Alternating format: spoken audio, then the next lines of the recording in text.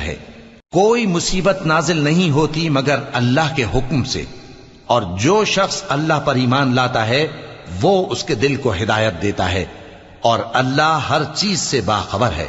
اور اللہ کی اطاعت کرو اور اس کے رسول کی اطاعت کرو، پس اگر تم منہ پھیر لوگے تو ہمارے پیغمبر کے ذمے تو صرف پیغام کا کھول کھول کر پہنچا دینا ہے۔ اللہ جو معبود برحق ہے، اس کے سوا کوئی عبادت کے لائق نہیں،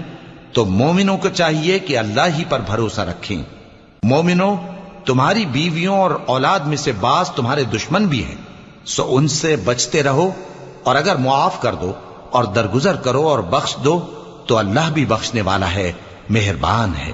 تمہارا مال اور تمہاری اولاد تو آزمائش ہے، اور اللہ کے ہاں بڑا اجر ہے، سو جہاں تک ہو سکے اللہ سے ڈرو اور اس کے احکام کو سنو